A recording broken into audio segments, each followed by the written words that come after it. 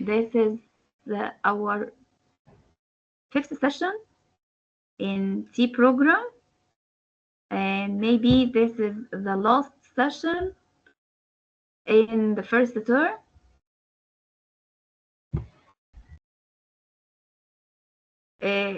Inshallah, next term we will meet in the face-to-face in القراءات. It will be on Saturdays.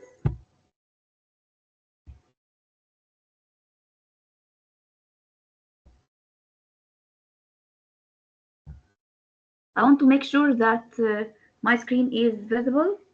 Can you see the screen? Yes, Yes, miss. miss. Okay, Yes. let's start. Okay.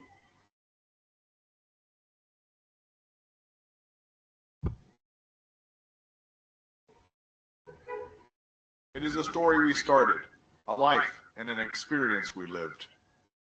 It is the story of each one of us. It is the story of struggle, work, and success. And we will still complete it together. It is the story of the T program.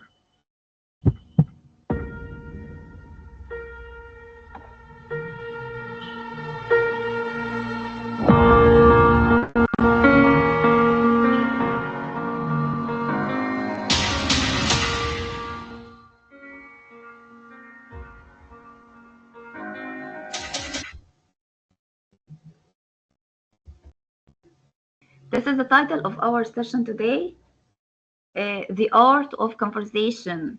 So we are going to talk about how to speak in spoken language to make the conversation more natural.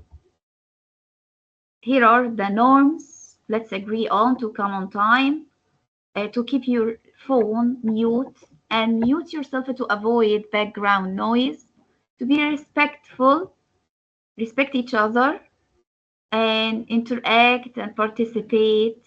Raise your hand or we want to keep discipline. Here are the norms that we agree on at the beginning of each session. And here are the objectives. By the end of this module, participants will be able to discuss a report of an observed lesson and give their impressions of how it went. Create a mind map of areas to consider when planning a lesson.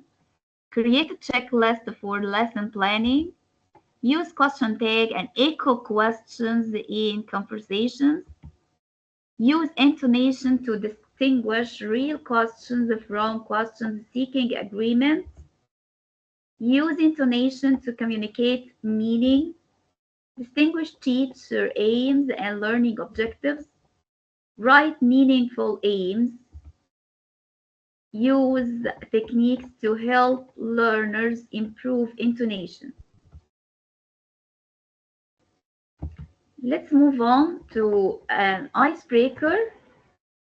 As we become accustomed to, here is an idiom.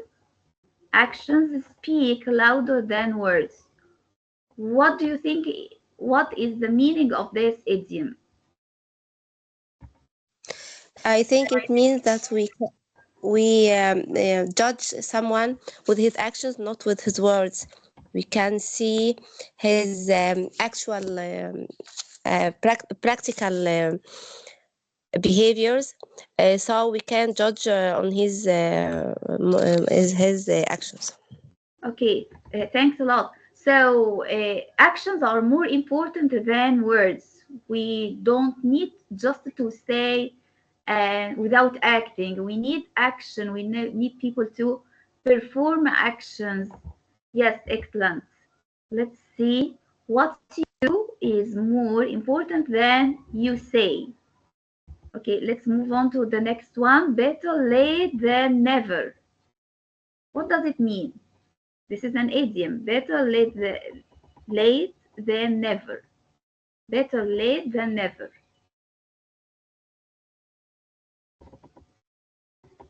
I think it means that You can try and do your best. It's better than you don't make anything at all. Yes, excellent. Yes, it's better to do something late, even if it was late, than not do it at all. Curiosity killed the cat. What does it mean?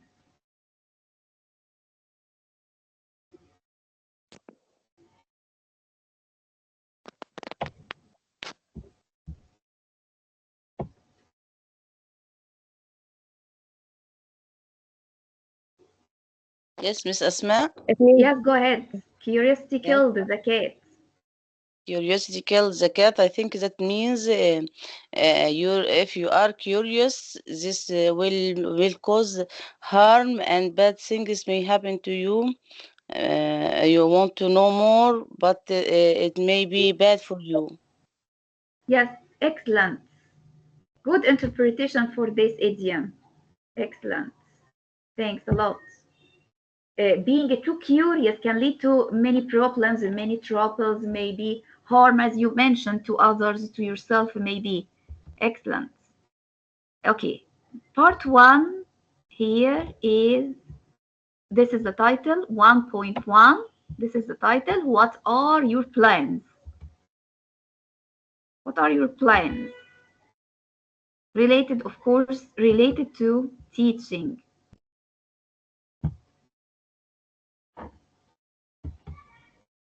Do you plan your lesson?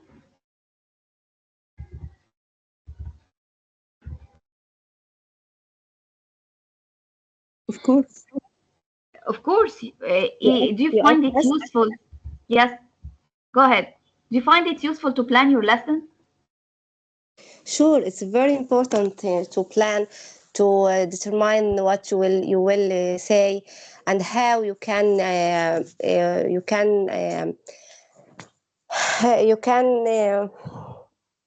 Prepare.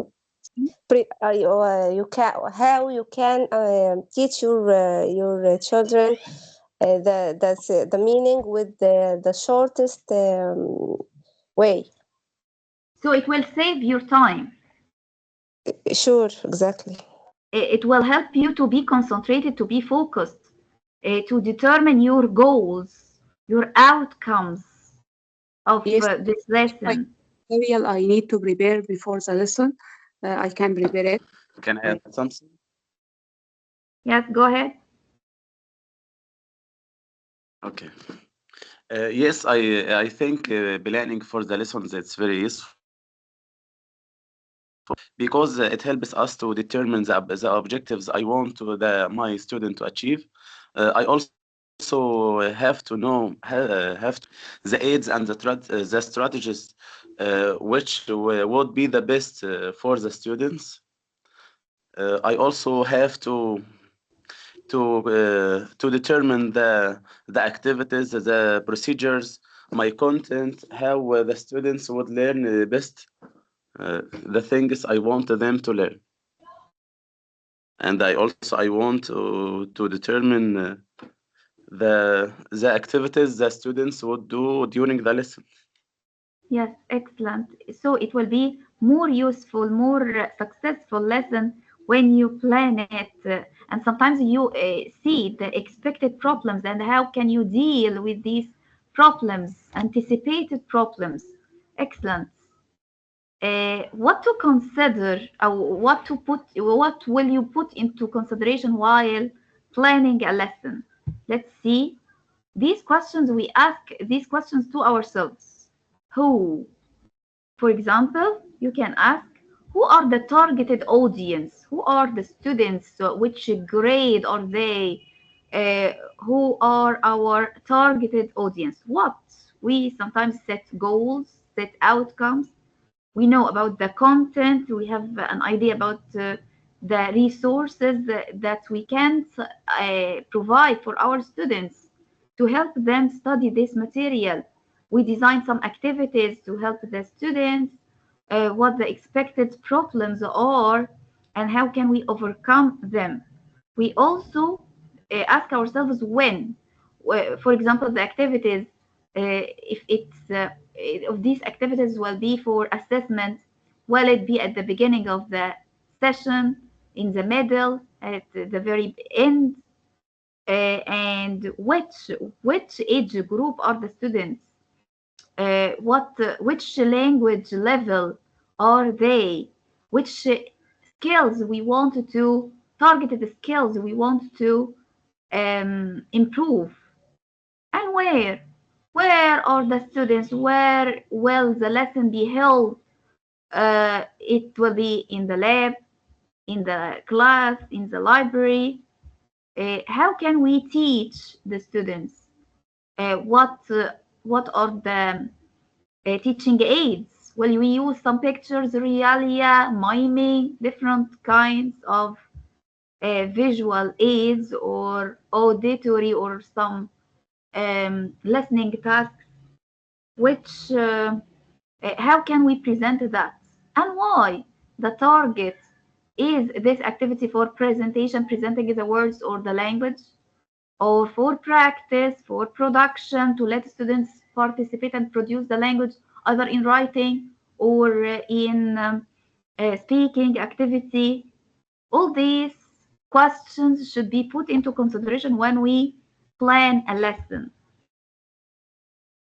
The benefits of the lesson planning, as you mentioned, let's have a look. Planning helps to make lessons more successful. It helps identify the resources needed. It helps set learning outcomes. It helps teachers to anticipate problems. What are the stages of my plan? The the stages. Let's see. We have pre or before, during planning, which is a teaching process, and finally we have post or after, which can be the reflection, self-assessment. We assess our lesson and see which parts of will succeed and work in our lesson. They can be points of strength, points of weakness that I want to improve, I will modify next time. This is self-reflection. Let's see. Before the class, as you mentioned, we identify the learning objectives. We plan the specific learning activities, assessments, and the sequence of the lesson. We create a realistic timeline, which we put in our preparation notebooks. Each step, we put the timing needed or required for this step. Plan for a lesson closure. And what about during the lesson? We share the lesson plan, the presentation of the lesson plan with our students to help them to get engaged and be on track. And after the class, we reflect on what worked well and why, what you could have done different next time. Okay, let's see the factors to consider when we choose what learning activity to conduct in a course. We identify some objectives, type of content, learner experience, logistics. Look at the objectives. The objective means what do you want the learner to do as a result of this activity. This is the target of the activity. We can call it objective. The type of content is the content source or a lecture, either a textbook, a video, an audio, or the learner themselves. You can depend on the information that students have. Learner experience means, is the learner a novice? Novice means a beginner, given the topic, so they don't have a lot of information about the topic. Very experienced, they are very advanced, or in between. Logistics, like how many, is the classroom very big? or an average size, or is it small groups of students? How much time and space? The medium. How can you teach? Which aid will you use to help you to teach this content?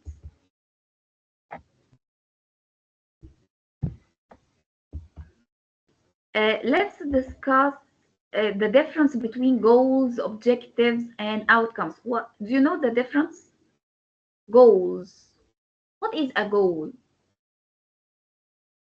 Is it general or Yes, specific?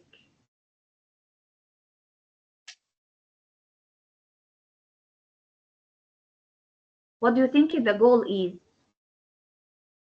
I think a goal is general objectives. It's some big, like how to keep the environment. It's a goal of a unit. So objectives may be to save water, to save energy, to plant trees, to use vocabulary. And the outcomes, I think, the thing that comes at the end, students can do it. Thanks for your participation. Let's see the difference. The goal or the aim, it's related to the whole, as you mentioned, it's general, very general, the whole curriculum view, the whole curriculum. For example, I wanted to improve the students' uh, listening skills, listening, reading, writing, and speaking skills. This is the whole goal of the curriculum. What about the objective? The objective is the teacher's aim of the lesson, and it's often written at the very beginning of the lesson or at the very beginning of the units. And what about the outcomes? The outcomes, what students do to achieve the objective, as you mentioned. Thanks a lot. Okay, how can we write our goals? Our goals should be SMART. SMART are initials for S for specific, M for measurable, A is achievable, can be achieved, uh, R for stands for relevant, and time bound. Look at this is Bloom's taxonomy, and I always assure that it's very important to write things related to the HOTS. The HOTS are the upper levels, starting from analyze, evaluate, create, not just to remember and understand. No, we want to concentrate on HOTS, not lots. Lots are low thinking skills, low order thinking skills. Remember, understand, apply low order thinking skills. While HOTS are high order thinking skills. You can write differentiate between two things: life in the city, life in the countryside, compare, contrast, distinguish, examine. Try to use these words. Try to argue two points of view and try to evaluate them. Defend, support, value, weigh, to make judgments, design, assemble, conduct, develop, formulate, author, investigate. These are related to creation. It's at the top of the pyramid.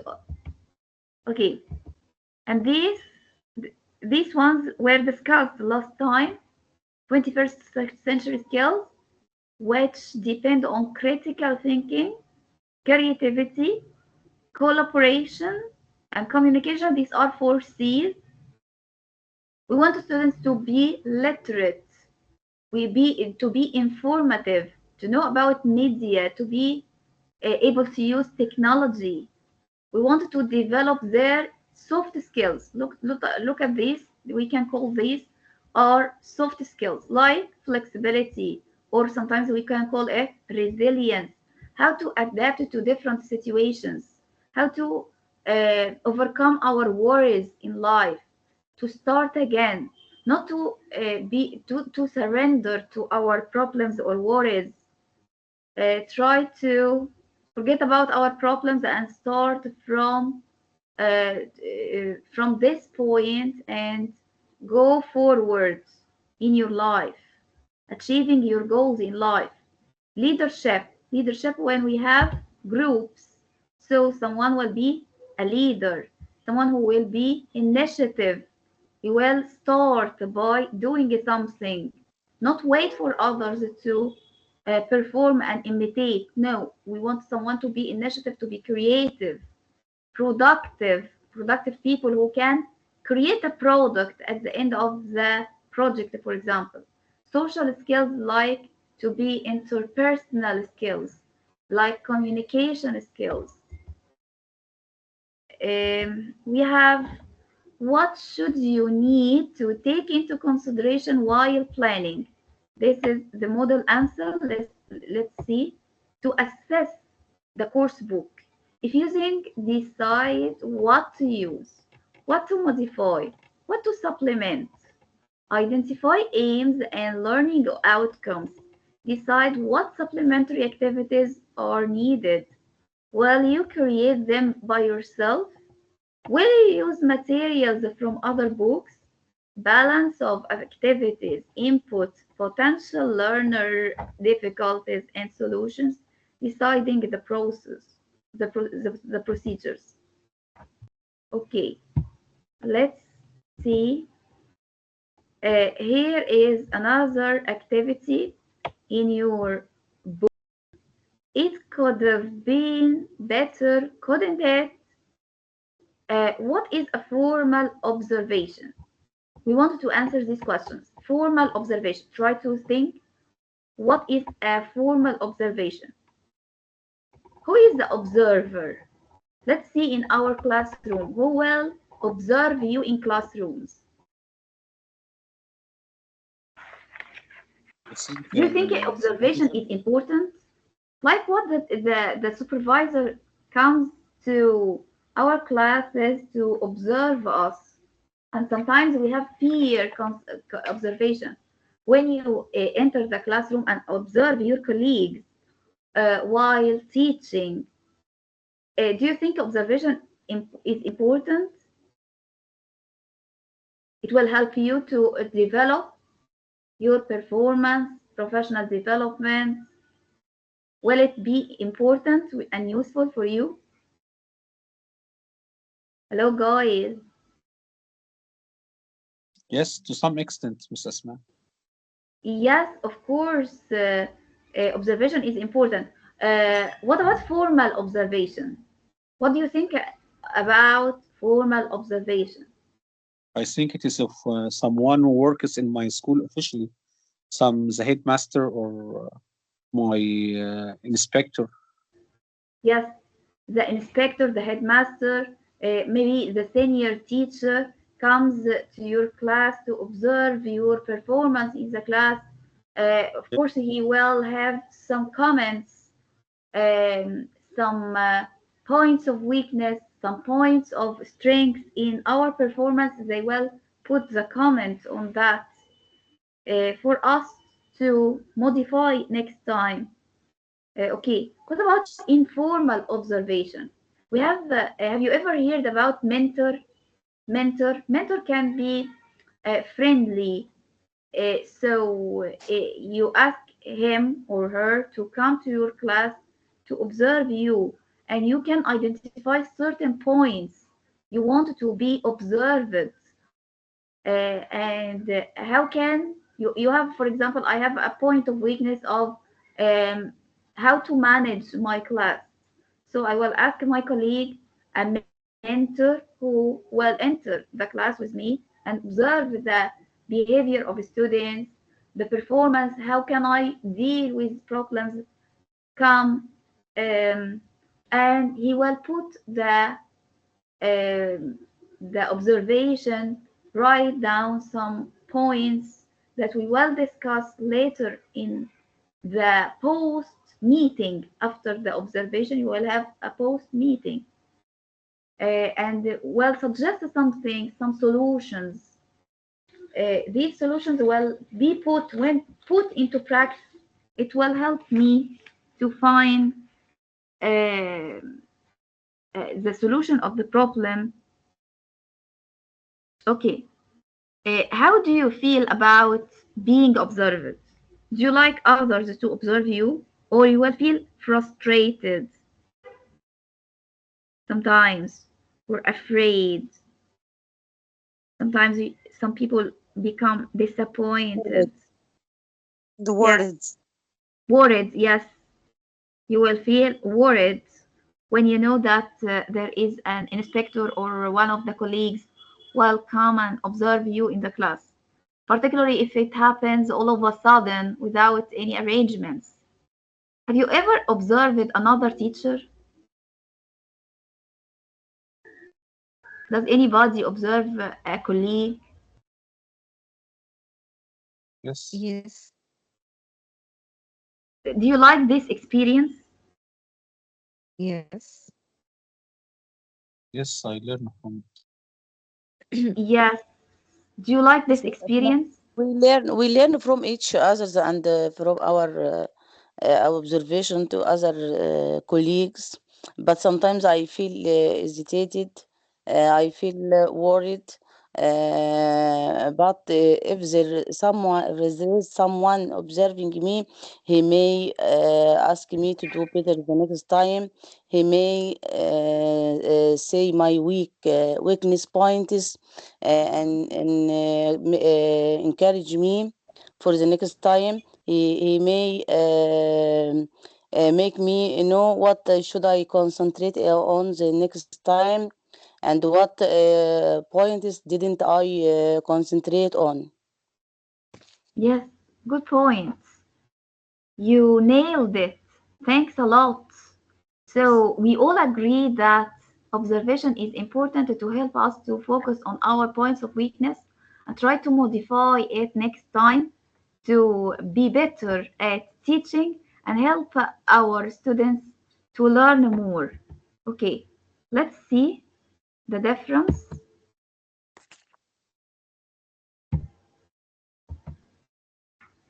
Look at this. This is the formal observation, can be announced observation that consists of pre and post observation. What is pre? Do you understand the pre? Pre is that like what the inspector, when the inspector comes, he has a pre-session or a pre-meeting before the observation. He can ask us which class well do you want me to enter, what topic, what are the outcomes, what will you be teaching, uh, which item will I focus on when I observe you. Sometimes we want certain parts, certain aspects of the lesson, we wanted the observer to focus on during the observation. How will you assess the students? How can we deal with the low achievers? What are the materials used? These are some questions that we often ask. What are the strategies? What are the aids will you use to present some certain points in the lesson? These are the pre-questions that the observer or the inspector will ask us before observing us inside the classroom. Okay, this is formal one, so it's pre and post. Post post observation conference or meeting. Um, what will happen after? What will happen after the observation? Of course, the observer will tell you about some comments. Should the observer mention just the negative points or concentrate on both? You know, there is a sandwich technique. The observer can start with the positive points, then put the comment or the criticism. We can call it constructive criticism, positive, not just the positive points, constructive, the comments that I need to modify next time, then praise again to help me accept this comment or this criticism. So it's like a sandwich. Sandwich, we put bread, which is the praise and good points, and then the piece of meat. This is the most important part, which is in the middle. So it's constructive criticism, and then finally the bread again, which is the praise again. Okay. What about standardize the method of for measuring instructional practice that follow prescribed process conducted at least twice a year, like the inspector comes twice a year. What about informal observation? Informal can be brief, focused. The teacher, uh, the observer can concentrate on the teacher growth process, strategic checks on instructional practice that occurs in varied process conducted regularly throughout the year. Look at the again, formal observations used in teacher training courses for assessment purposes. They may also be used in schools where head teachers can carry out the observations of the teaching staff to check that standards are being met. Usually, a number of formal observations are specified as set dates on the calendar, while informal observations may be carried out by a mentor. Mentor can come not in a formal way, like inspectors or head teachers. Mentor is friendly, more friendly than the head teacher or the senior teacher. They are often thought of as visits, the day and time agreed between the teacher and mentor. So there is a pre-arrangement of the visit of the mentor. And sometimes we as teachers ask the mentor to come to find the solution. It's something informal situation as the area of focus. They are intended to help the teachers to improve and develop. They may be linked to the development plan. Okay, observation. Observation is important because it why? Why is observation? Why is observation in education? Why do you think? Why do you think observation is important? You can read, okay? You can read the slide. Why is observation important? Tell us. Yes, Yes, go ahead.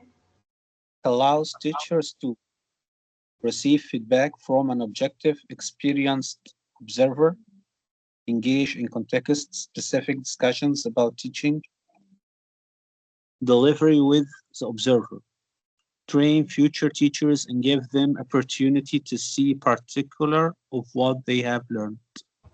Okay, thanks. Look at this one. Peer observation. When you ask your colleague to come to the classroom to observe you, you establish a purpose, a goal. You want to choose some specific points to mention to your reviewer or colleague who will help you to criticize you, uh, to know how to solve the problems that face you. Hold a pre-observation meeting to agree on the parts that he or she will comment on, the areas you want this observer to see you, and perform the observation. Then we hold a post-observation meeting. You are going to talk in the post-observation meeting. You are going to talk about the lesson, not the teacher, not to criticize the teacher. For example, you can say, I see this The lesson includes blah, blah, blah. Don't say that you did this, you didn't do that. This is a personal criticism to the teacher, and we don't want that. So, some some of the observers, good observers, can use some mitigating language to soften the stress of the situation itself. You can use maybe it will be better if you uh, choose the solution. You could, and sometimes we use the word I instead of you. You can say I could help students by giving them more exercise, more questions, more um, guided discovery questions to help them understand. You can say perhaps it will be better if I do blah blah blah, and you can agree on the suggestions with the mentor or the observer, who will find some alternative solutions to the problems that face you, giving you feedback, how a follow-up plan to help you, and try to be active listener, to listen well to the observer without interruption. Don't interrupt him or her, and let him or her self-reflect before giving a comment. You can assign the problem. You have a problem here. How can you, if you try to repeat the lesson one more time, how can you solve this problem? So the person who is observed can find the solution himself or herself, which is called self-reflection or self-feedback. Look at this. This is the cycle of reflective cycle. You teach. You are the person who is observed. You teach. Self-assessment, self-observation. You teach. And you assess yourself. Self-assessment.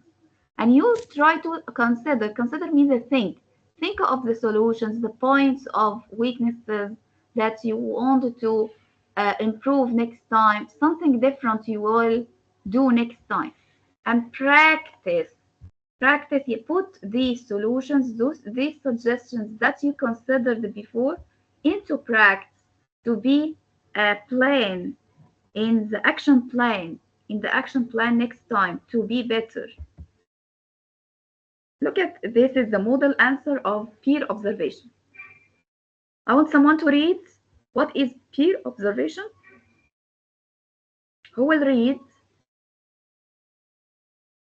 Um, yes, I can. Yes, go ahead. All good observations should contain a development element, and this is the aspect that is explored in the next activity. Okay, peer observation, thanks a lot. Peer observation is the observation of teachers by teachers. So you can ask another colleague to come to the class to observe you in certain areas. The idea is that teachers they can learn from each other in a non-threatening environment. So the peer observation encourages teachers to share ideas and give feedback sensitively and non-judgmental. Okay, use this technique if you have an opportunity to enter the classroom of other colleagues. Use the sandwich technique. What is a sandwich technique? To use positive feedback first, praise, then constructive feedback, then positive again, and praise and mention the points of um, strength. Okay. Uh, Now look at this activity. Unit 11, 1.2. It could have been better, couldn't it? Hi, Peter. Have a Look at this activity.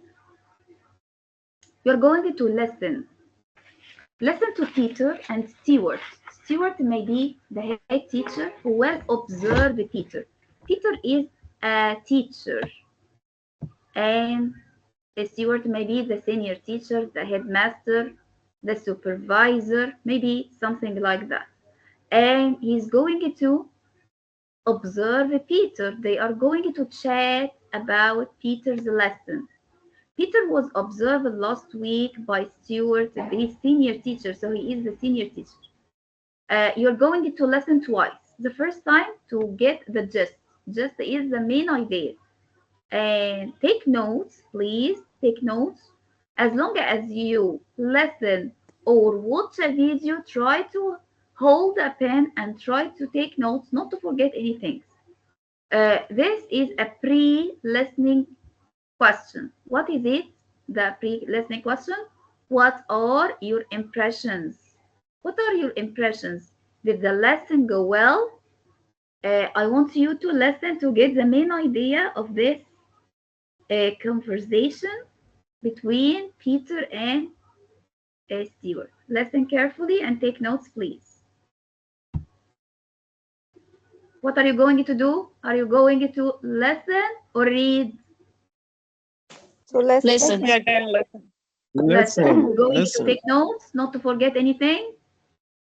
Yeah. Yes.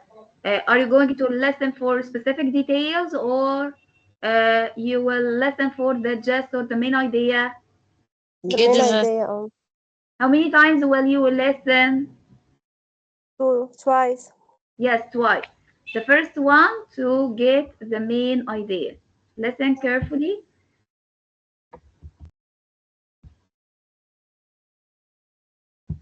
Unit 11, 1.2. It could have been better, couldn't it? Hi, Peter. Have a seat. Hi, Stuart. Thanks. Okay, so let's talk about your lesson. How did you feel it went? Well, I thought it was okay, but it could have gone better, couldn't it? I agree. You had some nice activities, but it was a little bit disorganized, wasn't it? Yes, it was. I suppose I should have spent more time thinking about what I wanted to achieve before I taught the lesson. Good. I'm glad you realized that. So tell me, what will you do differently before you next teach? Sorry, what will I do when? Before your next lesson? Well, I'll sit down and decide what the main point of the lesson was. Today I did the activities I'd prepared, but as I was doing it, I realized that the lesson wasn't really focused on a specific aim. Yes, that's exactly right. We'll come back to that later, but let's talk about some of the activities. Now, your first activity was a group activity, wasn't it?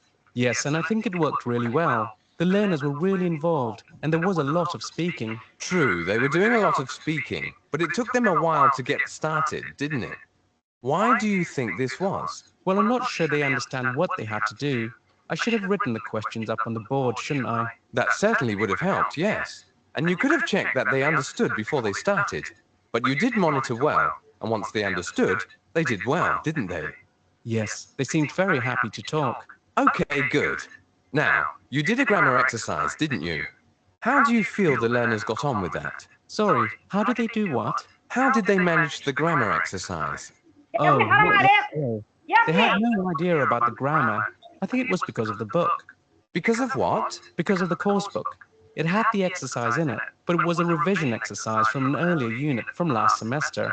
Some of the learners weren't in the class last semester, so they didn't know the grammar, did they?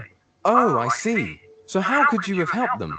Well, I suppose I could have done a quick presentation of the grammar point first, or I could have put them in pairs or small groups to work through the questions. Then they could have helped each other, couldn't they? Yes, they could. Good. That would have helped them. Now you have another intermediate group, don't you? Yes, on a Tuesday and Thursday at 6 o'clock. At what time? Sorry? At 6 o'clock. Okay, now I'd like to arrange a longer observation this time. Perhaps next time we could do it. Did you get the main idea? Did the lesson go well?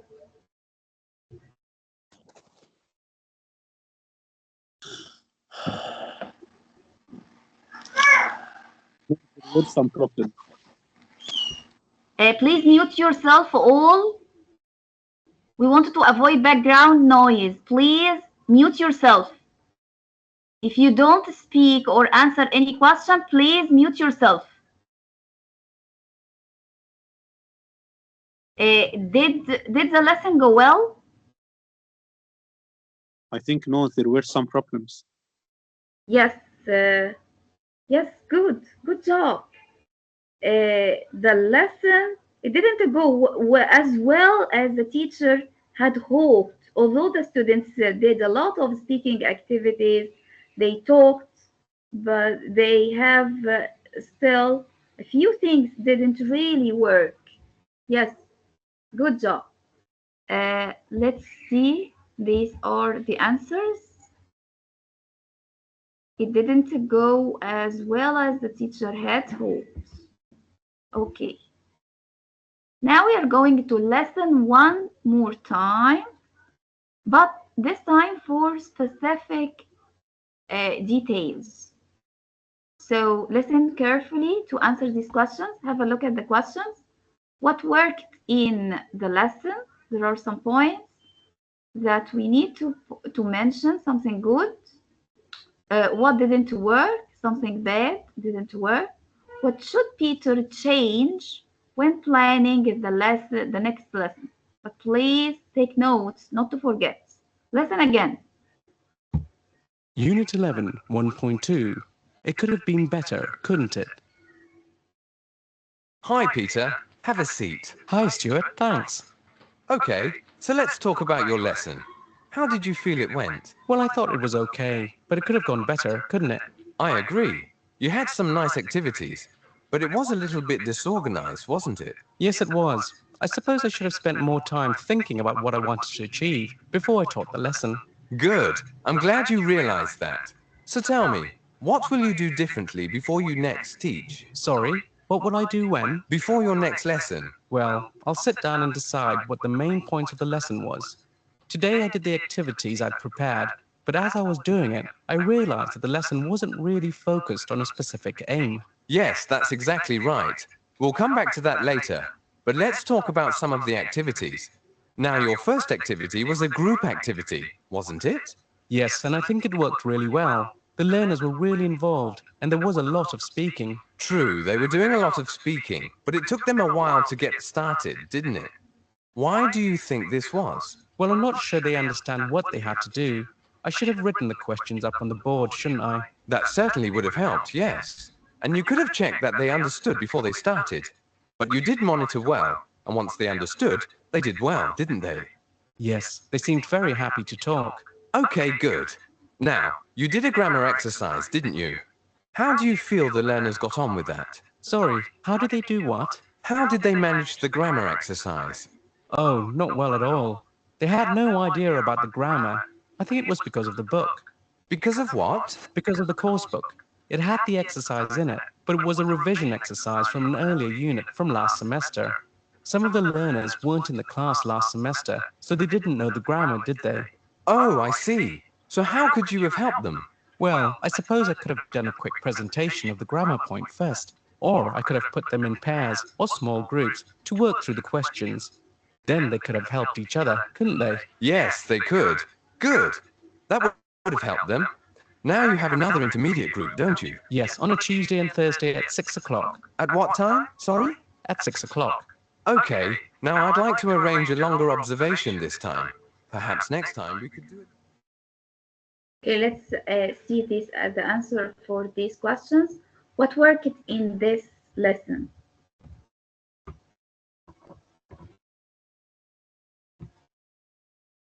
The first question, what worked in the lesson? I think students enjoyed the speaking activity. Excellent. But it wasn't straight away because they didn't understand the instructions well, so they didn't start straight away. Excellent. Good answer. They enjoyed the speaking activity. What didn't work? Grammar activities. Yes, good point. In grammar, the learners didn't understand all the instructions, and not all of them understand the grammar for the grammar exercise. And there is something else. It seems disorganized. Disorganized. What should Peter change when planning the next lesson? Yes, miss. Yes, go ahead. I think he should check the pupil's understanding for grammar. Excellent. Excellent. Peter, think. Let's see the Unit answers. 11, 1.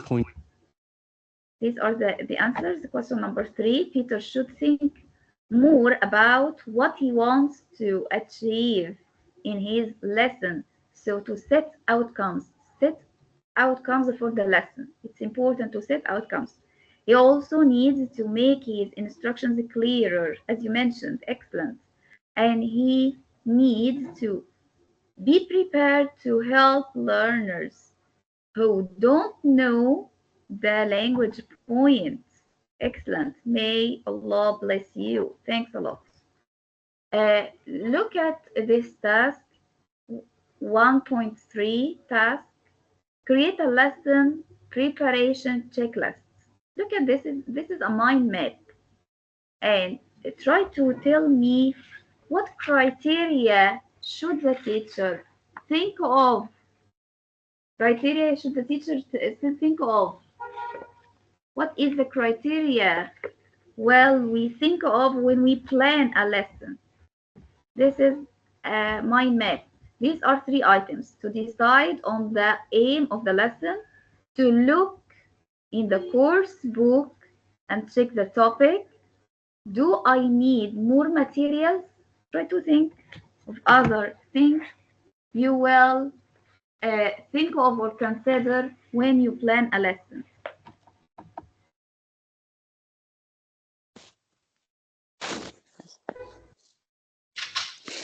I think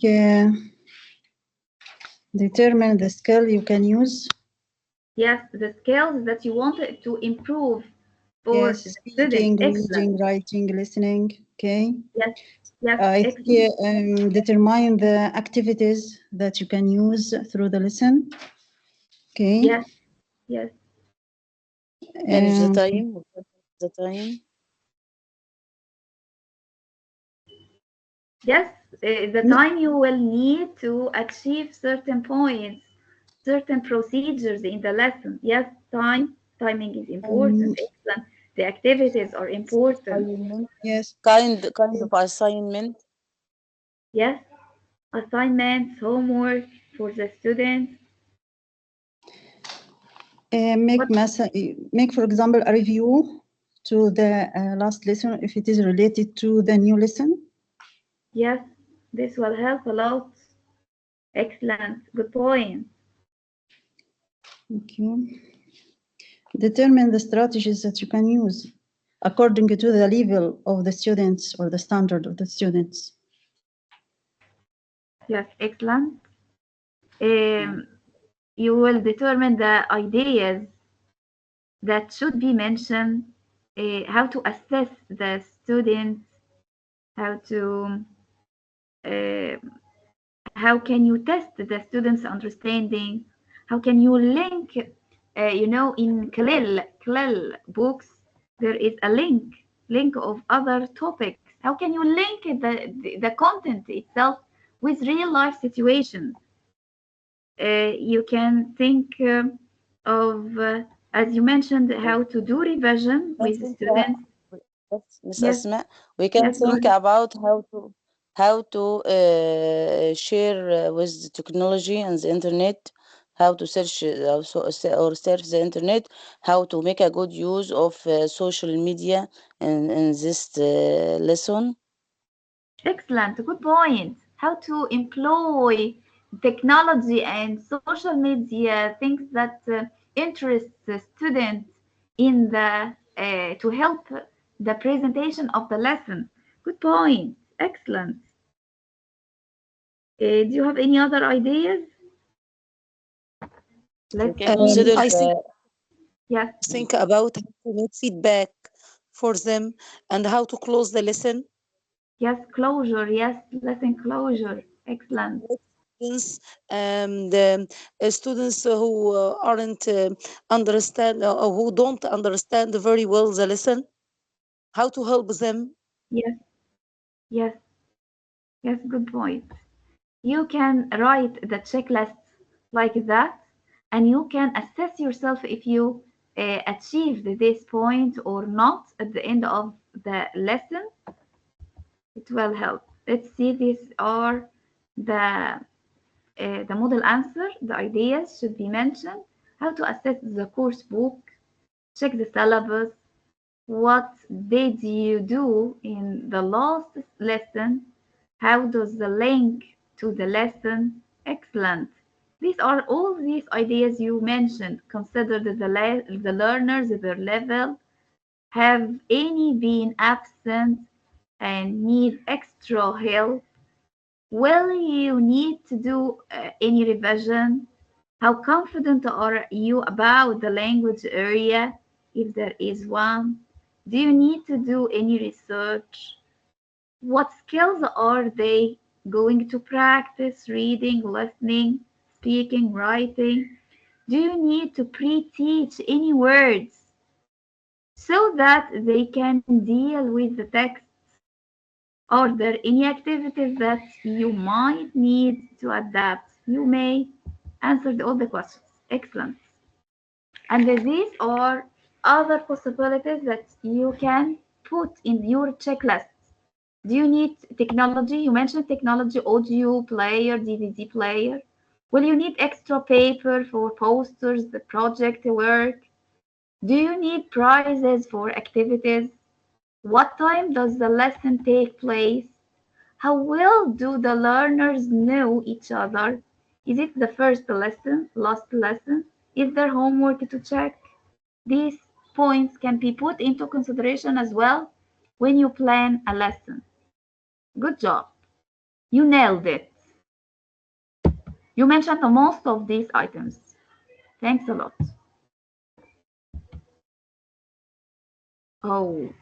Let's start with the next part of our session today, which is look at this and tell me what can we call this?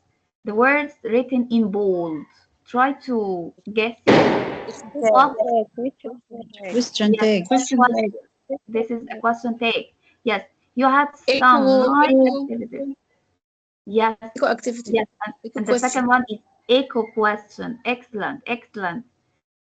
You had a very you are knowledgeable and informative about the topic of today. You had some nice activities, but it was a little bit disorganized, wasn't it? This is, wasn't it? Is it falling intonation or rising intonation? Wasn't it? Rising intonation. Rising intonation. Right. If it's a rising intonation, I will put the concentration or the focus or the stress on it. Listen again. It was a little bit disorganized, wasn't it? If I put the focus here on it, so it will be rising intonation. And if I did so, it means that it's a real question. I don't know the answer. Really, this question is mentioned in the audio. We listen to that. If it's a real question, so the focus or the stress will be on it. It.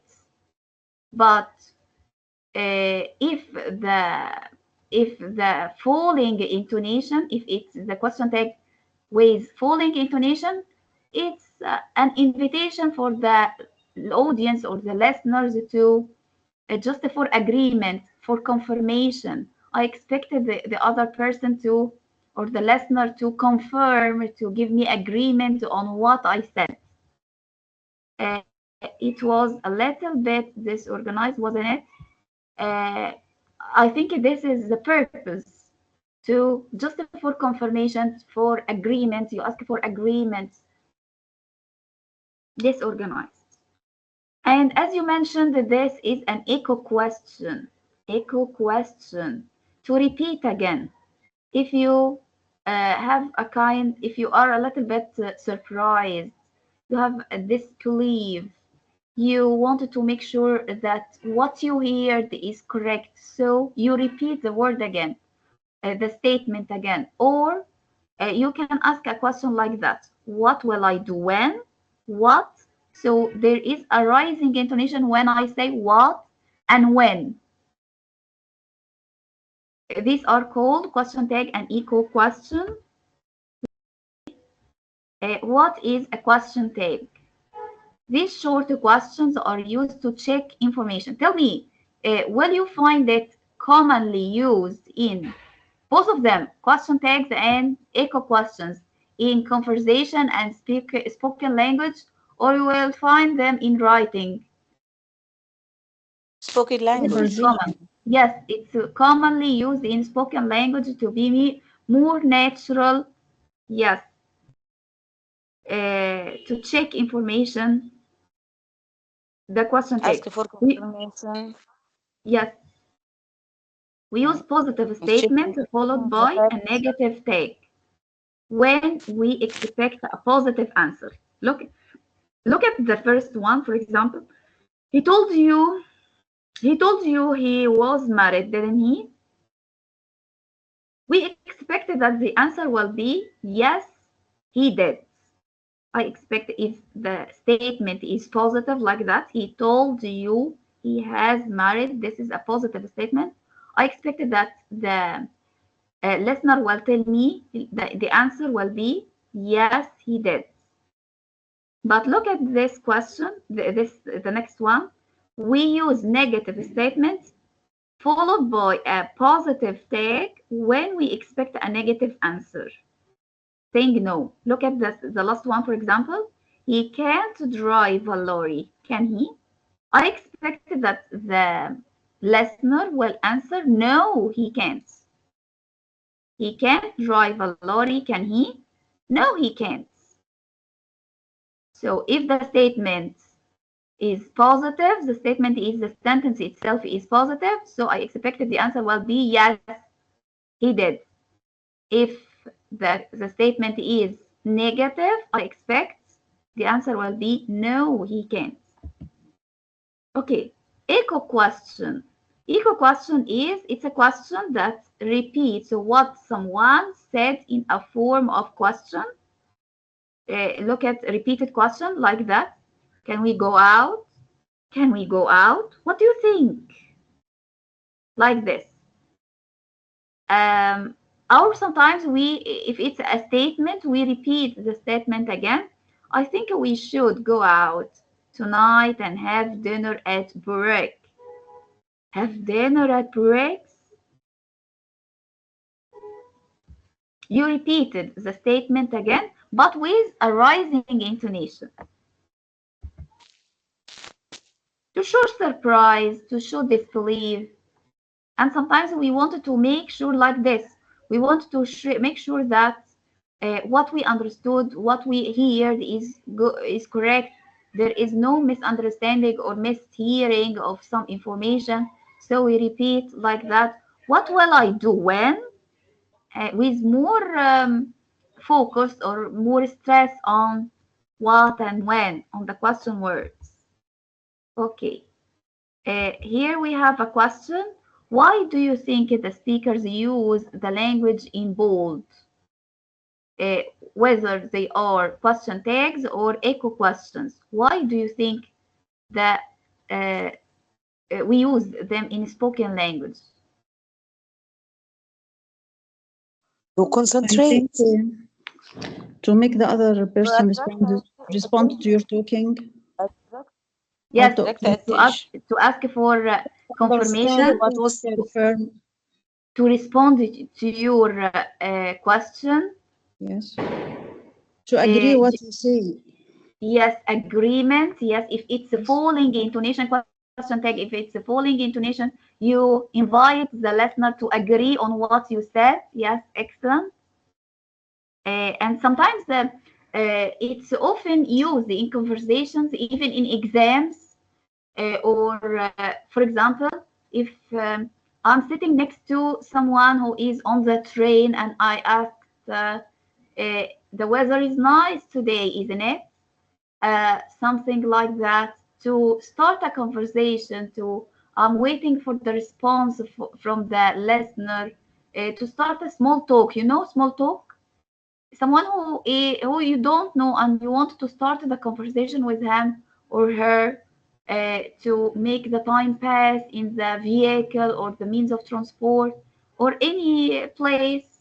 You can start with a question tag like that, asking for agreement. You ask him or her for agreement with the following intonation, to start the conversation.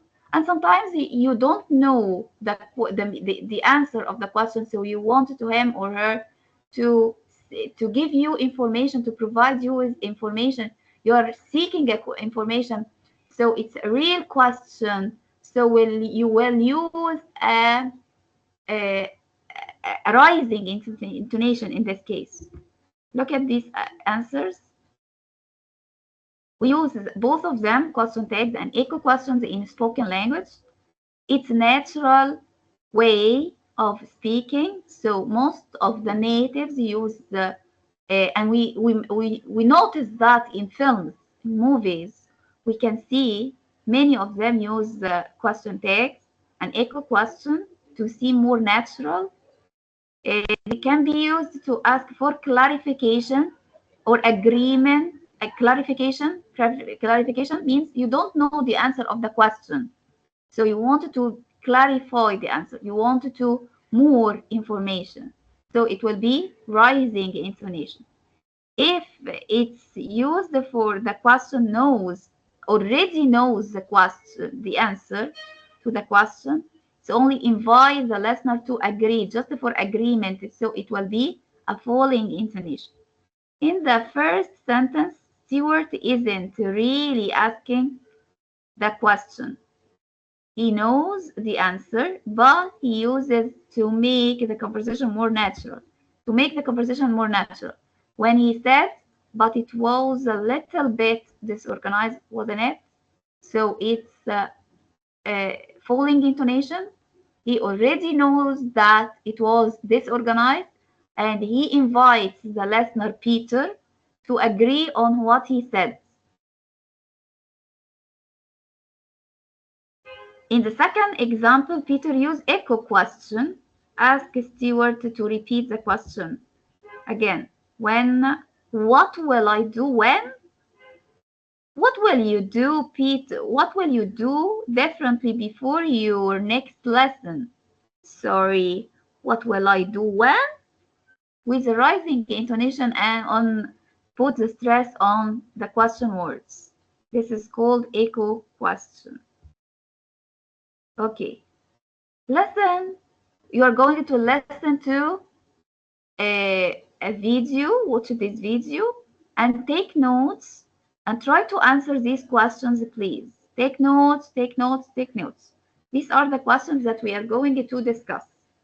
How do you form a tag question? The form. Why do we use tag question? The reason why do we use them? What are the two patterns of intonation? Different patterns, different intonation patterns we use to invite agreement, which is called confirmation. We wanted to confirm what we said. We don't ask a question, we ask for agreement from the listener, or real question. Which one will have a rising intonation and which one will have the real question or falling intonation? Okay, what are you going to do? You are going to read or listen. Listen and take notes. Listen. Yes. Watch carefully to answer these questions. Listen. You remember me, don't you? You remember me, don't you?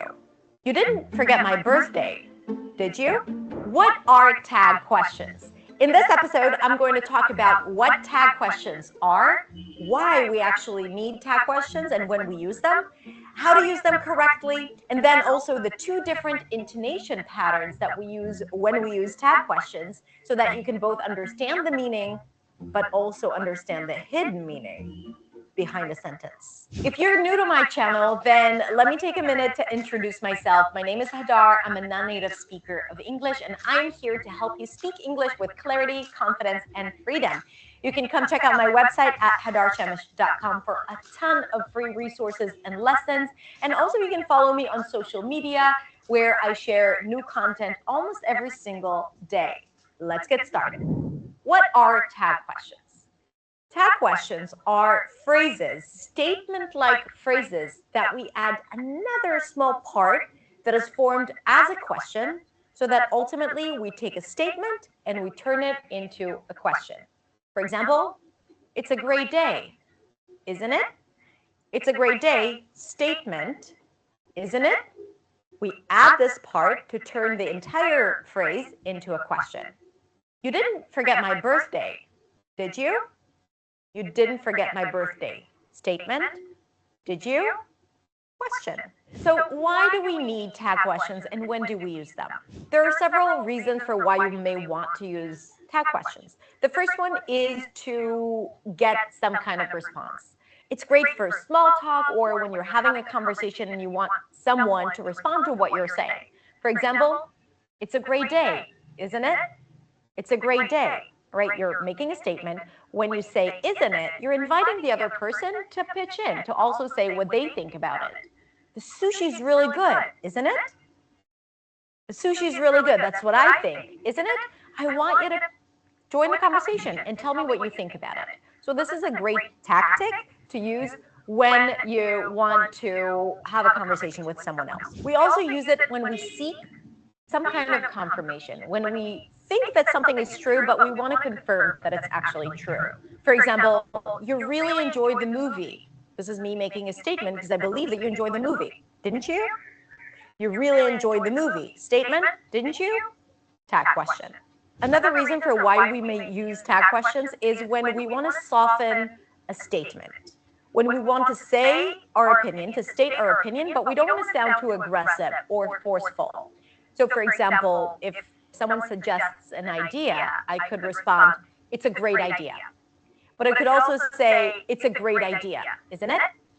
Right, so I'm making a statement, but I'm softening it a little bit when I use the tag. Now, you can use it, you don't have to, there's nothing wrong about being assertive, but sometimes in a situation when there are a lot of opinions, you might want to use it. Lastly, we may use it when we want to express uncertainty, when we're actually uncertain about a certain situation. For example, this is the right way, isn't it? This is the right way. It's a statement, and it sounds, certain if I say it that way. This is the right way. But if I add, isn't it? It may be because I'm a little uncertain about it, and I'm seeking for validation, or maybe I need someone to tell me if it's the right way or not. This is the right way, isn't it? There are different types of tag questions. Today we're going to focus on two. A positive statement with a negative tag, or a negative statement with a positive tag. So, for example, if I take a positive statement, you remember me. You remember me, positive. The tag needs to be in the negative form. You remember me, don't you? You remember me, don't you? To say, you remember me, do you, would be incorrect. You remember me, don't you? If I start with a negative statement, you don't remember me, then the tag needs to be positive. Do you? You don't remember me, do you? It would be incorrect to say, you don't remember me, don't you? Okay? So you always balance it. Positive with negative, negative with positive. Now let's talk about the two different intonation patterns that we can use in tag questions and what they mean. So first, let's talk about the patterns. There is rising intonation, where your pitch goes up. Pitch is the tone of voice, the frequency of your voice. So it goes up. Try it with me. We use it a lot for yes, no questions. Are you hungry? Do you want to go? Are you sad? So we start low and we go up. And there is falling intonation, usually associated with statement, where we start and then we drop down. Ah, I'm hungry. It's dark. Let's go. Let's go. Rising. Let's go. Now, in tag questions, the first part will always have a falling intonation, and then the second part will either have a rising intonation or falling intonation. The example, it's a bit late. It's a bit late. That's the first part, the statement, falling intonation. It's a bit late. And then the next part, isn't it? Could be either rising, isn't it? Or falling, isn't it? Try it with me. It's a bit late, isn't it? Rising. It's a bit late, isn't it? Now, what's the difference? When you use rising intonation in the second part, the tag, it usually suggests that you are uncertain, that you're seeking for a response, that you're really asking a question. It's a bit late, isn't it? So usually if I would say it like that, I would want someone to say, yeah, it's really late. Or, no, you know what, it's not that late. We can still make it happen. Okay? But when I use the falling intonation, it's a bit late, isn't it? I'm not actually seeking for confirmation. I'm not really asking. I'm really making a statement. Okay? And maybe softening it a little bit. It's a bit late, isn't it? Right? It's not open for discussion really when I use this falling intonation. Okay, let's see. How do we form the tag question? Helping verb plus pronoun. Yes, we start with a statement. Then we use the helping verb, the auxiliary, and a pronoun. Yes, excellent.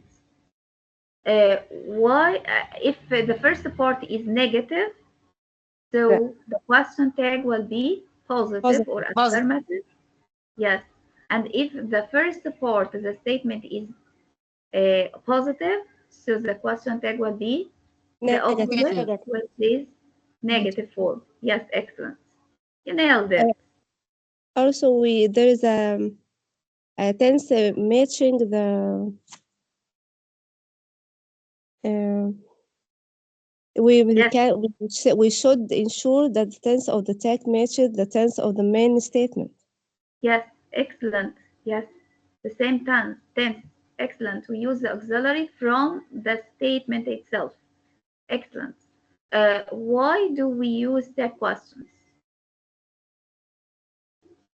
We use tag questions to confirm the facts or checking the facts or asking for agreements. Express certainty or To get a response. Our to get opinion. A response. Yes. Yes. To express uncertainty. Excellent. Asserting when we job. want to say our opinion. Yes. In a kindly way, in a kind way, not in aggressive way. Excellent, excellent, excellent. Okay. What are the patterns of intonation should we use when we pronounce the question tag? Following intonation and rising writing. intonation. A, like that. We use falling intonation when we expect the listener to agree with us. Yes. If we expect the listener to agree with us, we use falling intonation. Falling intonation, yeah. And if it's a real question, we will use. If it's a real question, we use rising intonation. Rising intonation. Excellent. Excellent. Let's see. This is the question tag intonation and meaning. Intonation is the rise and fall of the voice in the speaking. John doesn't speak Spanish, does he? If we put the stress on the pronoun he and we said does in the normal pitch of voice, so it will be rising, the stress on he, it's rising intonation. So it will be a real question. We don't know the answer. It's a real question. If the intonation on the question tag goes up like this, it's does he? This is a rising intonation. It means you aren't sure. فيها فكرة uncertainty and you want to know the answer. Falling intonation like John doesn't speak Spanish, does he? So stress will be on the word does. And he comes falling, goes down. When you say he, the pronoun he, it will be the stress does will come higher and he will come lower, will be falling. If the intonation of the question tag goes down, it means you are checking or confirming information that you aren't sure, that you are sure, but you invite the listener to agree on what you said. You are sure of the answer.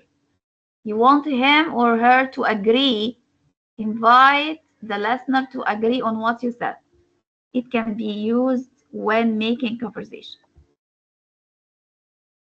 Read through the audio script and find more examples of this kind of language. Would you use this kind of language more in writing or in speaking? We answered that. In speaking or writing? Speaking. Yes, we will find this in a spoken language Speaking. rather than in writing. Yes. Yes. This is how to form the question tag. You are a student, this is positive. You will use the next part of the question tag, aren't you? Aren't you? And as you said, we get the auxiliary from the main statements. Here is the statement verb to be, so we used it in the negative form, in the present form. Present here, present, and here is a present. This one, Mary isn't a teacher, is she? The verb to be here is in the negative form. Here in the question tag will be in positive.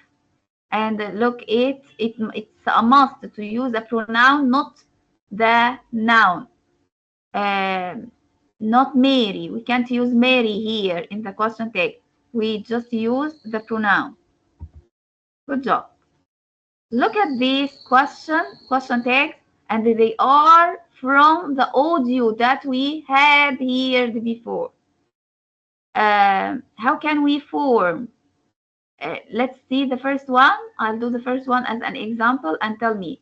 Well, I thought it was okay, but it could have gone better, couldn't it? Couldn't it is the question tag.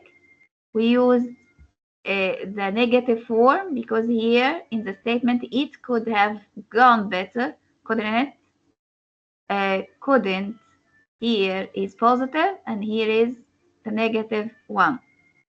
We wanted to discuss the formation. How can we form? Just the form, not the intonation. We are going to discuss the form. Who will do the next one? You had some nice activities, but it was a little bit disorganized, wasn't it? Where is the question tag? Wasn't it? Yes. It's the negative from the verb was. Was it? Yes. Was is positive, so I use the Wasn't it? negative for the question tag. Wasn't it? Excellent. Excellent. The third one? Now you're first.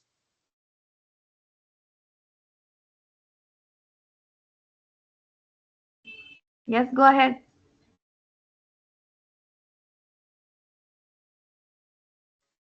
Now your first activity was a group activity, wasn't it? Excellent. How can we form it? Using auxiliary verb was and make it in negative, then we put the subject. Yes. It must be a pronoun. The subject must be a pronoun. Pronoun, yes, yes. Yes. The statement was in the positive form and the question tag is in the negative form. Yes, excellent. Number 4. Okay, miss. It took them a while to get started. Didn't it? Yes. How can we form it? It's in the past, so it's a positive past. So I make the question tag and putting the past in the negative. Didn't it? Excellent. Took in the past form. Yes, excellent. Number 5.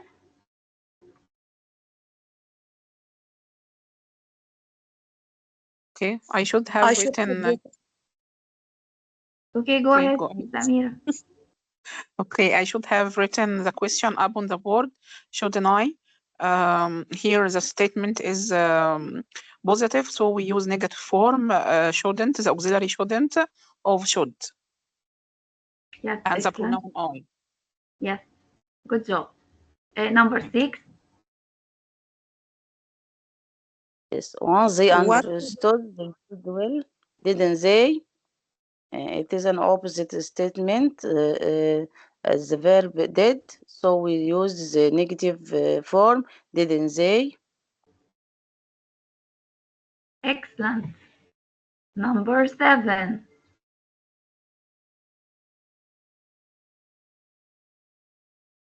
Some of the learners weren't in the class last semester, so they didn't know the grammar, did they? How can we form it? We form it from the positive form from didn't. We use did. Then we put the pronoun they. Yes, excellent. The last one, number 8. Then they could have helped each other, couldn't they? We wrote the auxiliary. The auxiliary here in the statement was positive, and then we put it in the negative form and then use the pronoun. Excellent. You nailed it. Good job. Let's see how can we use the auxiliary. The auxiliary can come in different forms. For example, we can use does, was, have, will, etc. and a subject. The subject must be a pronoun like you, she, it, they, he, something like that. We generally use a negative tag after a positive sentence. It was a bit disorganized, wasn't it? And a positive tag after a negative question. They didn't know the grammar, did they?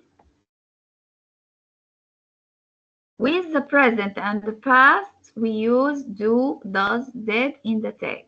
It took them a while to get started, didn't it? We can use modal verbs too, like this example. They could have helped each other, couldn't they?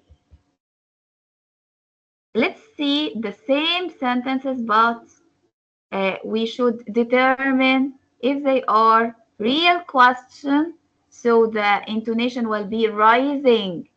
The stress will be, tell me, the stress, if it's a rising intonation, the stress will be on the auxiliary or on the pronoun?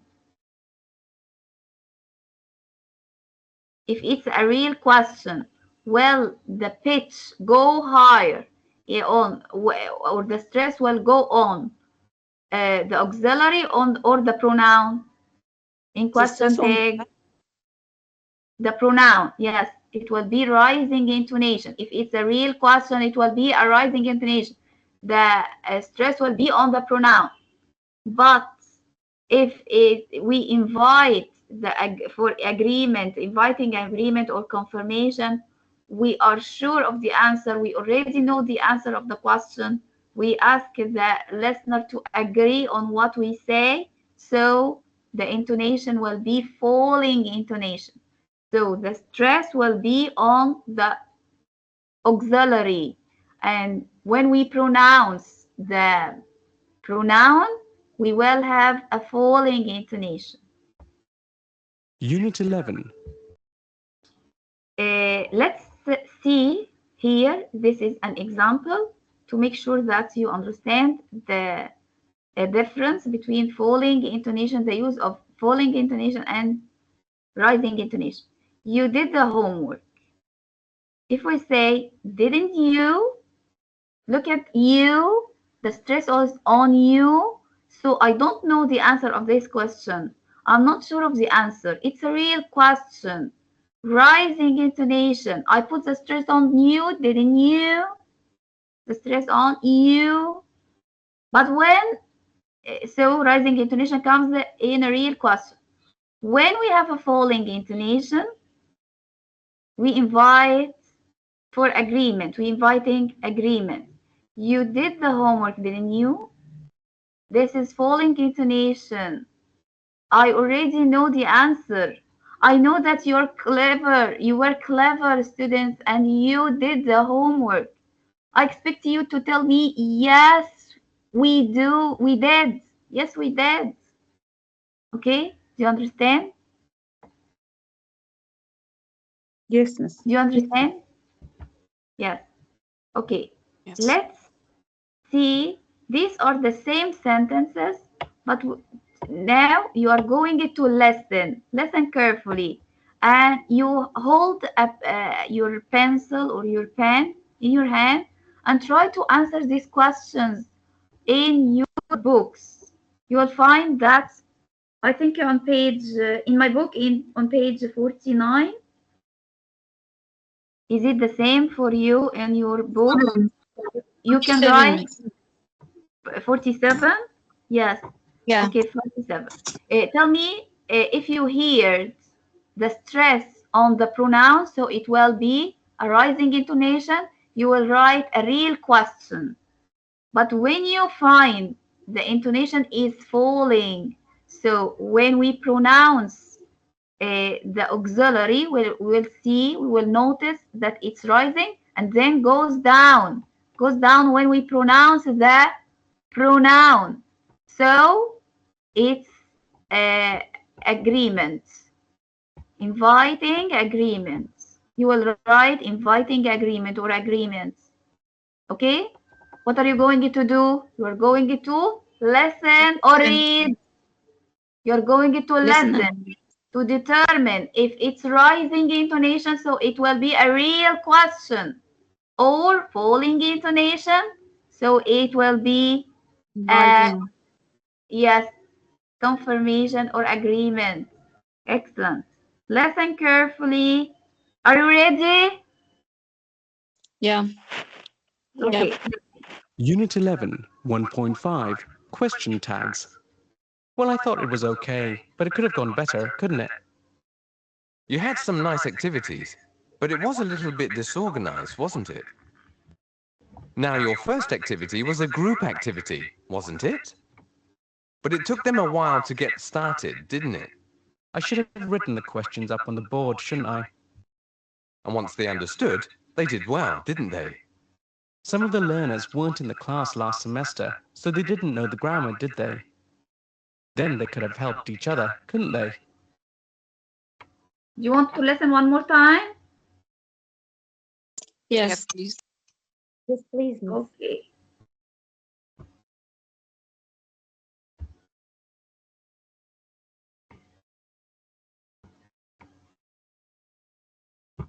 Unit 11, 1.5, question tags. Well, I thought it was okay, but it could have gone better, couldn't it? You had some nice activities, but it was a little bit disorganized, wasn't it? Now, your first activity was a group activity, wasn't it? But it took them a while to get started, didn't it? I should have written the questions up on the board, shouldn't I? And once they understood, they did well, didn't they? Some of the learners weren't in the class last semester, so they didn't know the grammar, did they? Then they could have helped each other, couldn't they?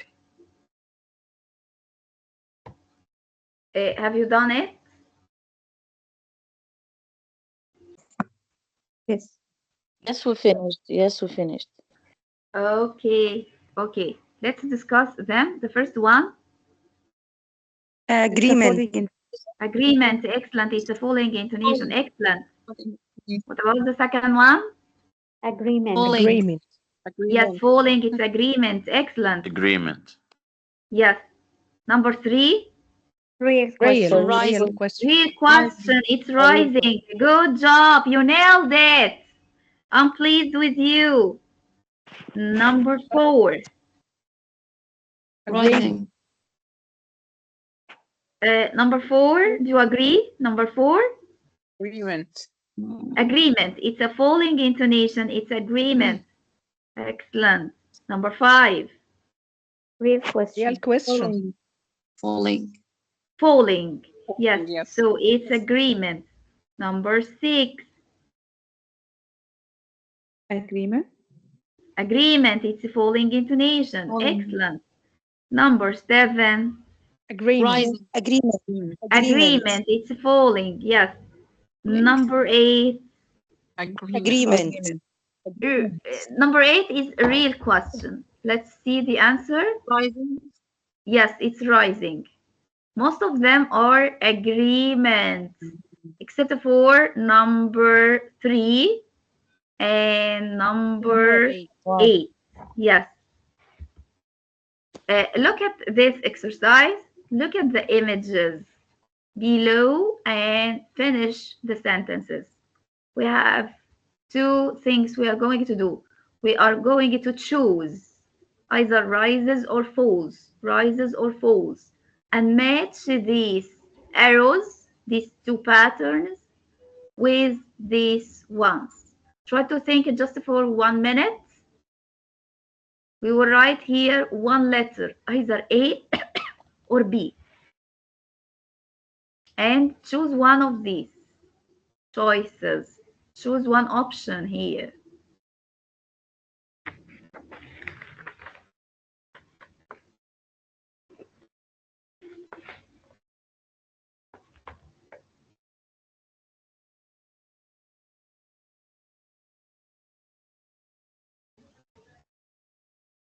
Finished?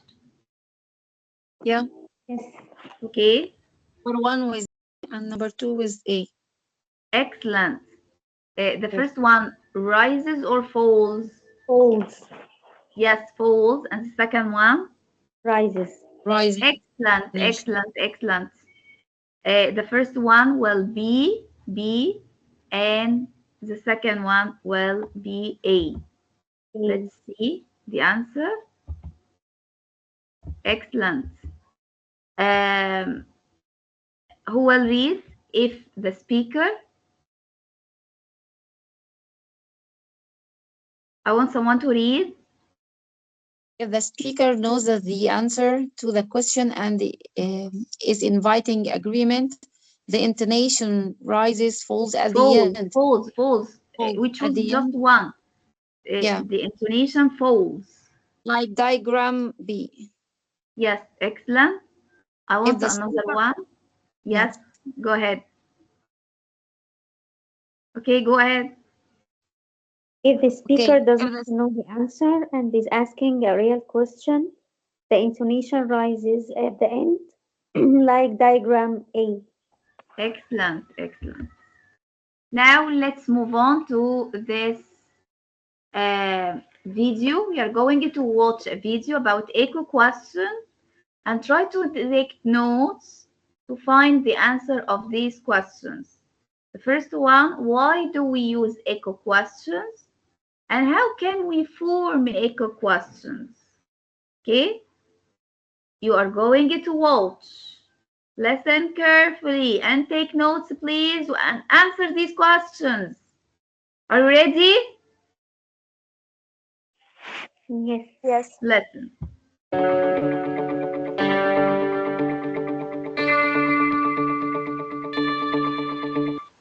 Hello my friends and welcome to Practice English with Paul. Today's video is very useful because I'm going to teach you to sound so natural by using echo questions. This is something we use in English all the time, but it's something we only use in spoken English, so don't write them down in your exams because it looks pretty bad. They're very informal. So let's have a look at some different types of echo questions. Number one, we like to repeat or echo what someone has said by basically using most of the same vocabulary. For example, I'm going to marry a cat. You're going to marry a cat. Notice the intonation must go up at the end because we want to show surprise or disbelief. And when I say this, you're going to marry a cat, I want the speaker to repeat it because I'm so surprised, or continue giving more information. So I'm going to echo what the speaker has said. Again, I'm going to marry a cat. You're going to marry a cat. Again, so important, the intonation. Number two, we can actually ask about a part of a sentence by using a stressed question word, like what, how many, when, etc. For example, look at this. Look at what? I'm going to marry a cat. You're going to marry what? Because I'm really surprised, so I'm stressing that question word at the end. I want 20 kids. You want how many? I'm really surprised that you want so many. I'm leaving tomorrow. You're leaving when? I'm really surprised. I thought you were leaving next week. So do you see how it works? It's really simple and so natural, it's unbelievable. Because a lot of students would say, look at this. What am I looking at? It's possible, but not as natural as this is. Okay, the last one. I love this one. This is probably my favourite part. I kiss cats. You do what? I kissed a cat. You did what? I'm trying to show that I'm really surprised at what you do and what you did. So I could even use the question word to stress like what you did, like to replace the verb as an echo question. Again, I kissed cats. You do what? I kissed cats. You did what? If you want to be really, really informal, we often say in English as a kind of sort of surprise, ultra surprise. You what? Again, I kissed cats. You what? I kissed a cat. You what? So, my friends, that is it. That's echo questions. Go through my examples again, read this 2 or 3 times more, practice, speaking to yourself and answering yourself. It is so easy. The grammar is just like this elementary grammar. It's so basic, it's so effective. My friends, if you like that and you like your English being so sexy and natural, leave a comment below, like the video, and subscribe to my channel. Thank you so much. I wish you a very nice day. Goodbye. Okay, why do you use echo questions? I think we use it for clarification. When someone hears something unexpected or unclear, they may use an echo question to confirm what they heard. Yes, I you want think to check that you heard something correctly. correctly, yes. Yes. Another thing is to engagement in conversation can help to maintain conversational flow and show the listener is actively engaged and interested in the topic. Excellent, excellent, excellent for engagement. So to check that you understand and hear correctly, and for engagement from the listener. Yes, it means that you want the listener to show interest in what you are saying. Yes, excellent. You have any other answer? Yes, Miss Asma. Yes. I think we can use it when we are surprised or disbelieve something. We can use echo question. Yes, excellent, excellent. How can we form echo question? I think we can put the pronoun followed by auxiliary verb from the main verb and followed by what? Like Yes. you kiss a cat. You do what? You Excellent. kissed cats. You did what? We put pronoun followed by auxiliary verb from the same tense of the sentence. Excellent. Excellent. Let's see. Why echo questions? Why do we use echo questions? We use echo questions when we are not sure if we heard or understood correctly. We also use them if we are surprised by what someone has said. As with the question tag, the meaning relies a lot on the intonation. So in echo question, we use rising intonation. Okay, here are some echo questions. And I want you look at the echo questions that and Stewart used. Match them, these questions, try to match them with the reasons they were used. Listen carefully. What are you going to do? You're going to listen to match. These are the words said by Stewart or Peter. We'll match them with the reason in column B. Okay? Are you ready to listen? Okay. Listen Yes. to match them. Unit 11, 1.6, Echo Questions. So tell me, what will you do differently before you next teach? Sorry, what will I do when? Now, you did a grammar exercise, didn't you? How do you feel the learners got on with that? Sorry, how did they do what? They had no idea about the grammar. I think it was because of the book. Because of what? Now you have another intermediate group, don't you? Yes, on a Tuesday and Thursday at 6 o'clock. 6 o'clock? Did you match? Have you done this activity Yes, or miss. you need to listen one more time? Yes, miss. No. You want to listen again? Do you want to listen again? Yes. Yes, Asma, please, please. Unit 11, 1.6, Echo Questions. So tell me, what will you do differently before you next teach? Sorry, what will I do when? Now, you did a grammar exercise, didn't you? How do you feel the learners got on with that? Sorry, how did they do what? They had no idea about the grammar. I think it was because of the book. Because of what? Now you have another intermediate group, don't you? Yes, on a Tuesday and Thursday at 6 o'clock. 6 o'clock? Finished? I think number 4 with A. One Okay, with let's C. discuss these items. The first one is one can be C. matched One with with C. B or C. It's C. Unit C. 11, 1.6, Echo Questions. Yes. One with C.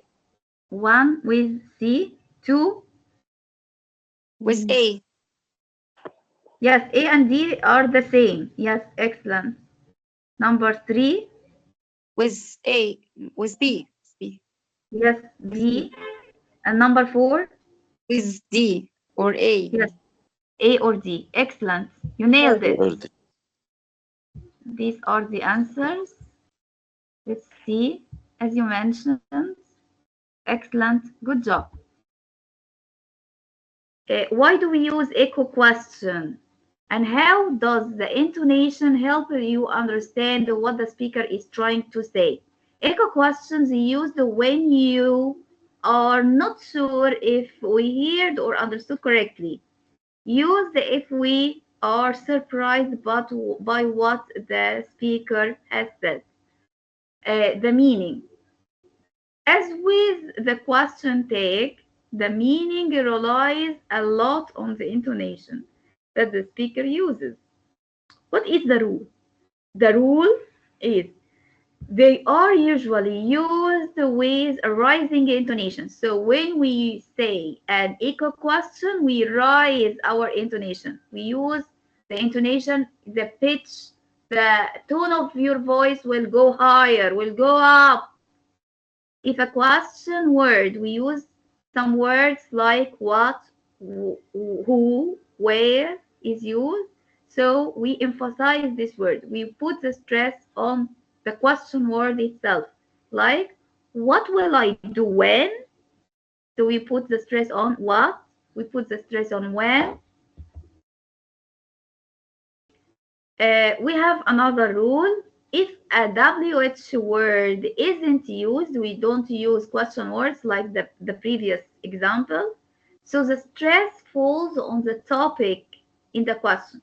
Like when we say, because of the book, so the stress will go on the book because it's the topic of the question, the topic of the conversation. Echo question can be formed in different ways.